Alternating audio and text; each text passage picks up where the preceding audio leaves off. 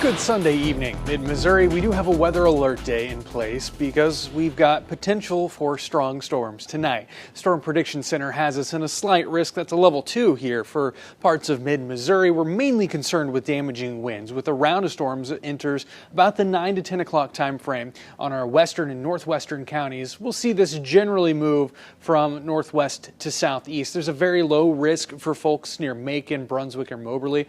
Realistically, this is just the very beginning of a round of storms that will push to the south and east through California, Jefferson City, and Columbia, closer to that 10 o'clock to midnight window. And then that continues off towards the south and the east through about 11 o'clock to 2 a.m. And really our only concern, realistically, is going to be potential for some strong winds with these storms.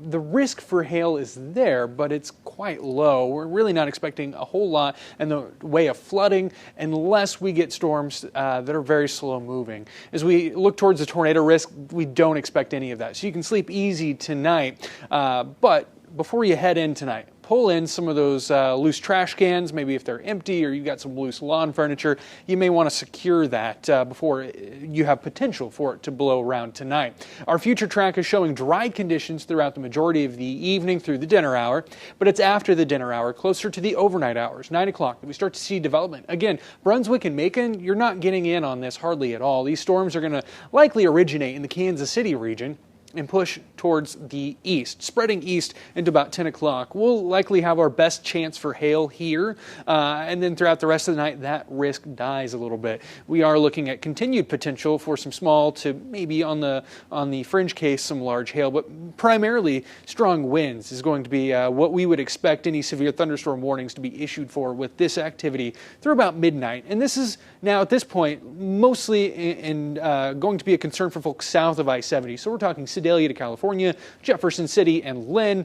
Some of this activity spreading ahead to Owensville by midnight. So again, the timing is going to be kind of a complicated issue. You saw that timing map I just showed you. We may see some storms develop kind of out ahead. So that's going to be a rough timeline.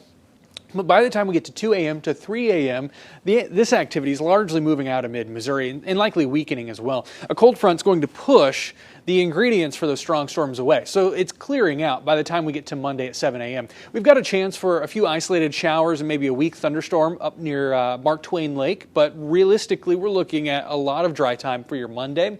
And despite that cold front, temperature still pushing near 90, likely in the upper 80s for Monday afternoon. Heading into Tuesday, we've got more activity. Again, this is an active pattern that we sit in, and we're likely to sit in this all the way the next 7 days. What's happening is these little short waves at the very tip top of the atmosphere rolling in from the northwest, one after another. It's just a side effect of this northwest flow we have aloft. It tends to be an active pattern, and that's going to trigger a chance for rain and thunderstorms sometime on Tuesday morning. What you're looking at there is potentially the warm front here at the surface, kind of limiting our severe threat to our south and western counties.